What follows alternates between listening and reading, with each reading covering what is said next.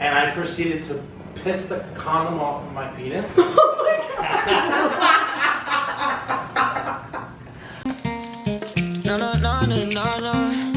it's that good vibe. You know I'm just trying to live and have a good time. Cheers! This that good vibe. You know I'm just trying to live and have a good time. Like for real, bitch. I'm just trying to have a good ass time and live a good life. What's up, guys, and welcome back to our channel. I'm Hunter Brown. I'm Hannah Franklin. And together we are the 816 Girls. So we're really excited for today's video. It's something we've never done before, and we are premiering the first episode of our segment, Mindful Degenerates. So we're bringing on two special guests, someone who specializes a little bit more in the mindfulness and someone who I would say is a little bit more degenerate. We have Jim Hartman of Appalachian Grit. He is the founder from Knoxville, Tennessee. Everyone please welcome Jim. Hey Jim. Hi Jim, how's it going? Thanks so much for joining us today. We're really honored to be here in your presence. You just have such an aura about you. When we started talking about this topic, you were the very first person we thought of, so we're excited to be here for our very first episode. Can you tell us a little bit more about yourself, what you do, and how mindfulness plays a role in your life? A little bit of background for me. I was in the military for 8.5 years and deployed several times. After getting out, experienced some stress of war, just like most combat veterans, which eventually led me to deal with that by digging into functional medicine, learning stress management techniques, and having a lot of personal accountability in my nutrition. And it created a lot of transformation in my life. Doing that stuff for myself, working with a lot of other people who also deal with stress, anxiety, chronic inflammatory disease, I realized that there's a huge disconnect with from their source of food, which is a big driver behind a lot of these things and people's stress resilience.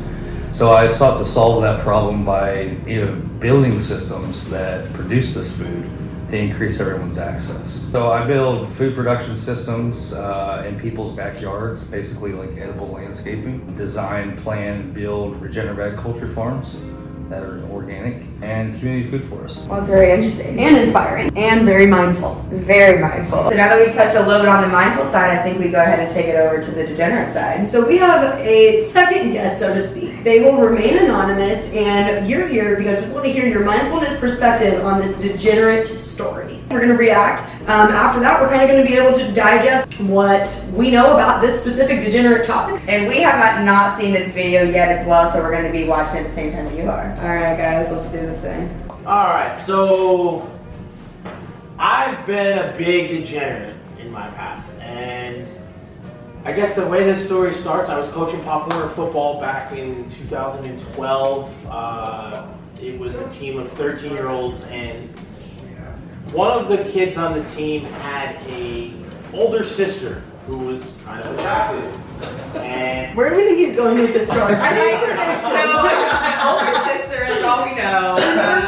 Any guesses? I'm a little. He's coaching Pop Warner, so he's. I think that's through 8th grade, I believe. And there's a sister, so let's hope she's got of eyes age. on the sister. This looks a little. I hope she's 18. Yeah, I hope she's 18. And I spoke to the older sister after practice, and we went back to her house to watch Monday Night Football, and she was single. At least that's what I was told. Without getting into too much detail, we were upstairs, and the lights flipped.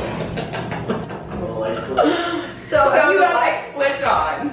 Have you ever been told that someone was single and maybe they weren't? Because I feel like maybe that's where he's going with this story. Wait, I'm still on that one. Did he say that she was 13? I don't think the age was actually disclosed. I think she's of age. Okay. It sounds like he's a pretty mindful guy. He said he was told that she was single. She's probably at least 18. That's my guess. I'm gonna go with it. And when the lights flipped on, I looked up and I seen a 115-pound man with a scar outside his face.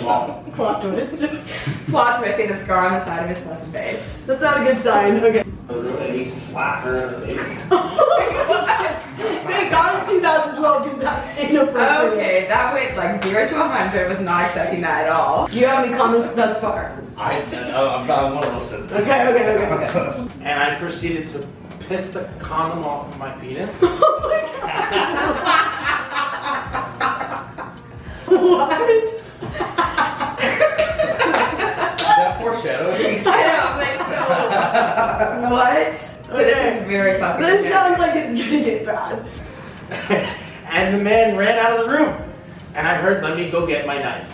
So I ran to the edge of the door, I stuck my foot in the door, and I looked around because now I'm on the second story, and I see a spackle knife. This guy's trying to stab me with a spackle knife. So I did the only thing that I could do. I looked around, I saw an open window, and I jumped.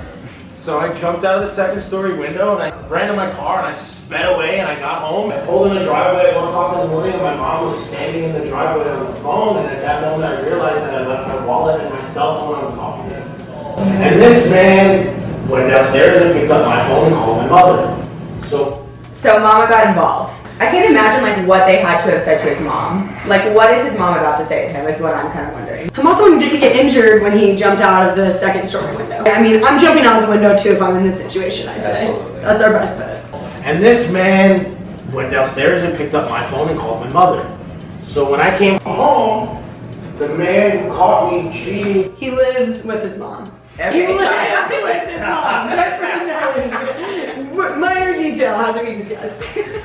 And I eventually had to go to his job where he was a bouncer at a strip club and pay him $300 in cash to clean the rugs that I peed on. Wait, So Did I miss that story? he peed off the condom. I didn't think he like literally. I didn't think he was being serious. I didn't know why, why. We don't wear condoms, so I guess that's probably the disconnect there. I think the funniest part of this story is about 3 weeks ago, I was sitting at a bar having lunch, and I looked over my shoulder, and the same man was sitting right next to me.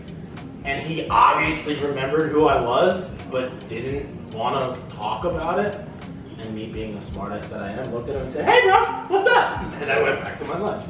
And that's my story about being a degenerate. So that was interesting. I'm impressed. I mean, I think that's definitely set the bar high for our level of degenerate stories that we have to come. Yeah, so have you ever been in any sort of situation like that? I mean, anything that you can even relate to? Have you? No, not really. Let's take it a step back. Let's take a step back, because that was pretty extreme. Have you, I don't know, faced any like infidelity crises perhaps? Like maybe, you know, you were the one who said that you were single when you really weren't. Does that ever happen to you? No. No. Wow. I'm impressed. So you're pretty mindful. I was married. I married my high school sweetheart, and we were together for 10 years, and I've only dated a couple people seriously since then. So. But I think we should really back up and look at where the initial poor decision was made. Right. That led to all this happening. I think that's very valid. Let's back up here. I think the conflict of interest here isn't really the age. I think it's the fact that it's like kind of like this is the kid that you coach, so maybe you should like, I don't know. I used to work with a guy who was from Brazil, and he told me that he very often had these little kids' mothers put moves on. Yeah. Maybe we need one of these ladies on in the near future so we can get that perspective of like why you would bring your brother's football coach into the bedroom that you sleep in with your husband, so to speak. So from a mindfulness perspective, I would say, you know, what he did was unmindfully pursue a hedonistic impulse. Yes. Absolutely. Right? You know, that's facts. I mean, we all do it in a lot of different areas of our life, whether it be sex, food. We're really What else degenerates do you when it think? comes to food. So what is it that you think that you could do in your life, or what he could learn to do, or what he could have done then to prevent that to happen? If he knew this young lady a little bit better, then he would have been able to, you know, take her out on a couple dates, get to know her, I don't know, stalk her on Facebook a little bit. I bet he would have been able to find out, if he took 5 minutes, a little more details about this gal's life. Homegirl was Buddha. So to kind of wrap things up, is there any tips you could have in terms of mindfulness when it comes to like dating, you know, or kind of that realm, relationships, sex, I mean, all that kind of stuff? Well, I think before you enter into a relationship with anybody, that you need to first love yourself, because if you're trying to derive that self-worth and happiness from a relationship or anything external, it's really unfair, and it's probably not going to work out. Well, I think we want to take this moment to give a huge thank you to our Degen for being vulnerable, raw, real, and sharing this story with us. Put a mindful spin on all of these topics, so next time you're thinking about hooking up with, you know, your guy's sister, maybe think again. But Or really not. is. Or no, I mean, it just It's your depends. decision. Like I said, balance. We got mindful, we got degenerate. I think Jim's probably, I think we're 50-50. Jim, I think you have a little bit more mindfulness to you, for sure. I can definitely see the degeneracy going on, but Maybe like 80-20. I feel like that's 80-20, pretty that's a good rule. I have one of my favorite quotes of all time that sort of goes along with that is, so Nelson Mandela said, "To be free is not merely to cast off one's chains, but to live in a manner that enhances the freedom of everyone around you." I love that. that's great. I think that was a good note to end on. Yeah, I agree. Alright guys, thanks so much for watching today's video. Comment below and let us know what kind of insightful tips you got from this video, A, and B, is this something you'd like to see more of? Stay mindful, stay degenerate. And don't forget to like, comment, and subscribe. It's exactly what it looked like. Shawty, it's a good day, yeah.